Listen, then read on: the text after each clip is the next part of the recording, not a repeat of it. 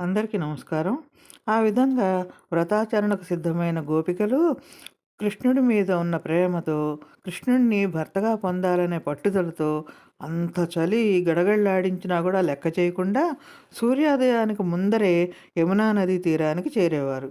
ముందుగా యమునా నదిలో వివస్త్రలుగా స్నానమాడి, ఆ తర్వాత వస్త్రాలు ధరించి అక్కడే యమునా నది ఒడ్డున సైకత శ్రేణులపై కూర్చొని, సైకత శ్రేణులంటే ఇసుక తిన్నెలనమాట. వాటి మీద కూర్చొని ఆ ఇసుకతోటే ఒక ప్రతిమను తయారు చేసుకునేవాళ్ళు. ఆ ప్రతిమనే కాత్యాయని దేవిగా భావించేవాళ్ళు. ఆ చుట్టుపక్కల పరిసరాల్లో ఉన్న రకరకాల పుష్పాలు తీసుకొచ్చి గంధము, ధూపదీప నైవేద్యాలతో ఆ తల్లిని పూజించేవాళ్ళు. భగవతి అయిన కాత్యాయని దేవి నీకు మొక్కెదము.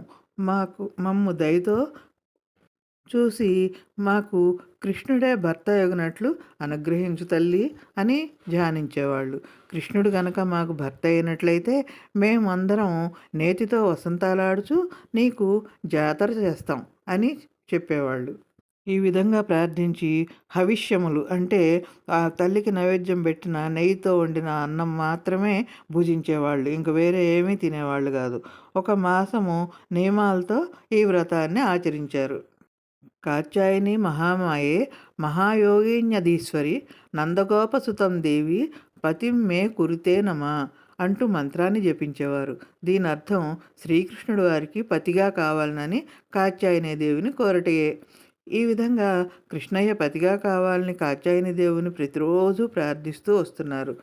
చూడండి, మామూలుగా పూజలు కానీ వ్రతాలు కానీ ఏం చేసినా సరే భగవంతుని ప్రీతి కోసమే చెయ్యాలి, అవునా?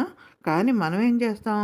పూజలు, వ్రతాలు ఏం చేస్తామో గానీ, ఎంత చేస్తామో గానీ, పూజా సమయంలో మన గొంతెమ్మ కోరికలన్నీ మూటన విప్పుతాం. అసలు ఆ కోరికలకు అంతే ఉండదు.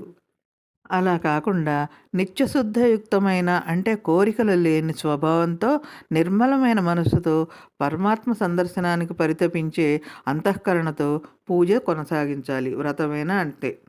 గోపికలు కాత్యాయని వ్రతాన్ని అలాగే కొనసాగించారు, ఆచరించారు. ఆ విధంగా గోపికలు నిత్యము ఉషఃకాలంనే లేచి యమునా నదిలో స్నానమాడటానికి వెళుతూ ఎట్లా వెళ్ళేవాళ్ళు?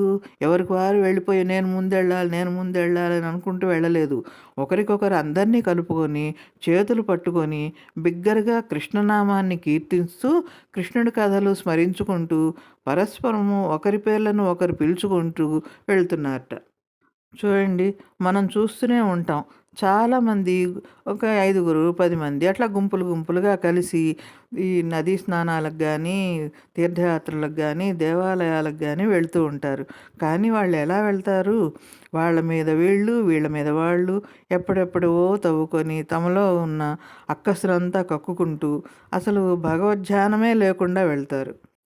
ఎంతసేపు చెడు ఆలోచనలు, ఈర్ష్య, ద్వేషాలు. ఈ విధంగా చేసే స్నానం శరీరాన్ని శుభ్రపరుస్తుందే కానీ మరి మనసు, ఆత్మ మాటేమిటి? ఏముంది? మనసులో పేరుకుపోయిన మురికి పోకపోగా కొత్త మురికి కూడా వచ్చి చేరుతుంది వాళ్ళ మాటలు, వీళ్ళ మాటలు వినటం వల్ల. అలా కాకూడదు అనుకుంటే నదీ స్నానానికి గానీ, తీర్థయాత్రలకు గానీ వెళ్ళే ప్రతి ఒక్కరూ భగవన్నామం చెప్పుకుంటూ వెళ్ళాలి. అలాగే భగవన్నామం చెబుతూనే స్నానం చేయాలి. దేవుడి దర్శనం చేసుకోవాలి. అలా చేసినప్పుడే దేహముతో పాటు మనసు, ఆత్మ కూడా శుద్ధి పడతాయి. అందుకనే గోపికలు వాళ్ళ మనసుల్లో వేరే ఆలోచనలు ఏమీ రాకుండా కృష్ణనామాన్ని కీర్తిస్తూ, కృష్ణుని కథలు చెప్పుకుంటూ వెళ్తున్నారట. అంతేకాకుండా వాళ్ళు ఒకరి చేతిలో ఒకళ్ళు పట్టుకొని వెళ్ళటం మరీ విశేషం. ఆధ్యాత్మిక మార్గంలో అంత సులభమైంది కాదు.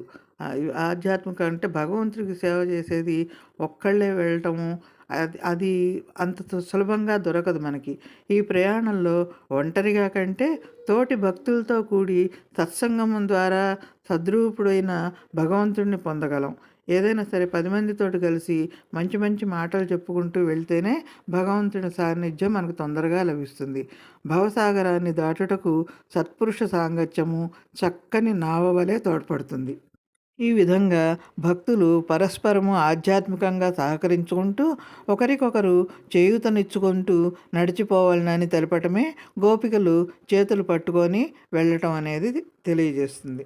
సరే, ఈ విధంగా గోపికలు రోజు చేతులు పట్టుకొని కృష్ణనామాన్ని జపిస్తూ నదికి వెళ్ళటము, అక్కడ స్నానపానాదులు చేసుకొని అమ్మవారిని పూజించటం ఇవన్నీ జరుగుతున్నాయి.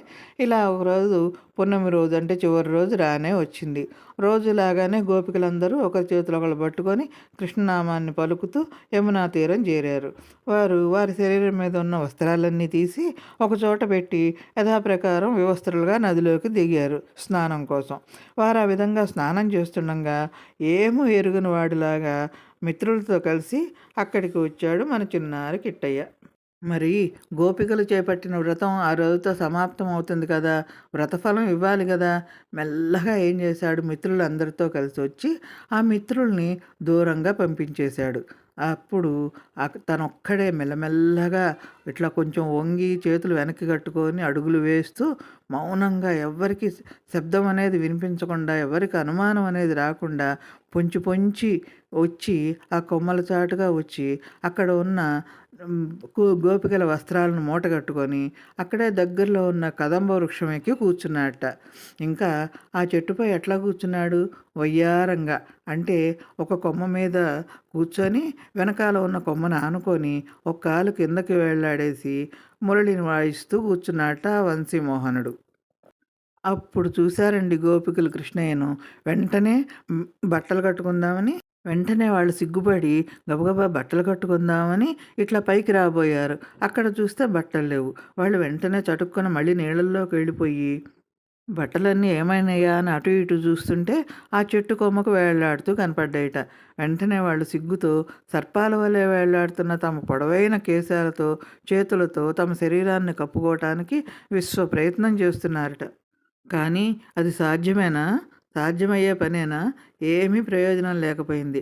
చలికి గజగజ వణుకుతూ కంఠం వరకు నీళ్లల్లో అట్లా కూర్చుండిపోయారట వాళ్ళు. తమ వస్త్రాలను తమకివ్వమని కృష్ణుడిని ప్రార్థించడం మొదలుపెట్టారు. కృష్ణయ్య, మా చీరలు మాకిచ్చి మా మానాన్ని కాపాడు అంటూ ప్రార్థించారు.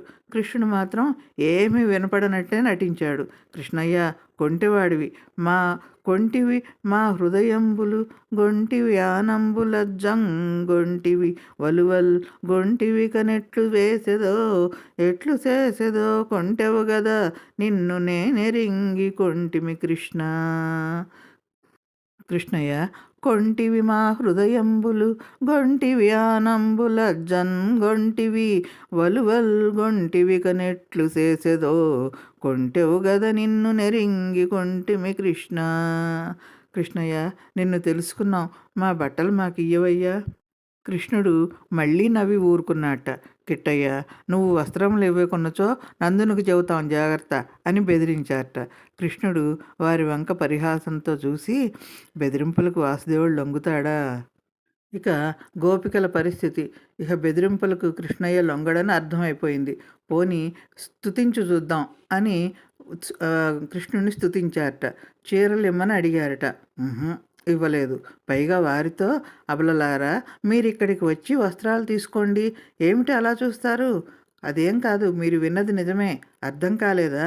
మీరు అలాగే వచ్చి ఇక్కడికి వచ్చి బట్టలు తీసుకోండి, ఇది నిజంగానే చెబుతున్నాను, పరిహాసం కాదు అన్నాడట కృష్ణుడు. గోపికలు పాపం చలిని భరించలేకపోతున్నారు. అట్లాగనే నగ్నంగా బయటికి రాలేకపోతున్నారు. మానాన్ని సంరక్షించుకోవాలని తపన చెందే గోపికలకు కృష్ణుడు ఎలాగో వస్త్రాలు ఇచ్చేలా లేడు. మనమే ఒకరి వెనక ఒకరు వరుసగా వెళ్ళి తెచ్చుకుందాం అందిట ఒక గోపిక. సరే, ఇంతకీ ఆ ముందు నడిచేవారెవ్వరు అన్నారట గోపికలందరూ ఒకేసారి. మళ్ళీ వెంటనే, అమ్మో నా వల్ల కాదు, ఎవరికి వారు నా వల్ల కాదంటే నా వల్ల కాదని ముక్త కంఠంతో పలికారట. ఇక వాళ్ళల్లో వాళ్ళు ఇలా మాట్లాడుకుంటున్నారు. ఒక గోపిక, నేను ప్రాణం పోయినా బయటికి రాను తల్లి అన్నదిట. అనగానే, నువ్వు ప్రాణం పోయాక నువ్వు వచ్చేదేమిటి, నిన్ను బయటికి తీసుకురావడానికి వేరే వాళ్లే వస్తారు అందిట మరో గోపిక. అబ్బబ్బా, ఈ పరిహాసాలు కట్టిపెట్టి కర్తవ్యం ఆలోచించండి అందిట మరో గోపిక. వాళ్ళ మధ్య వాదనలు ఇలా జరుగుతూనే ఉన్నాయి. కృష్ణుడు మాత్రం తన పట్టు విడవకుండా వేణువును ఊదుతూనే ఉన్నాడు. ఇక లాభం లేదని గోపికలు కృష్ణుడిని మరోసారి ప్రార్థించారట.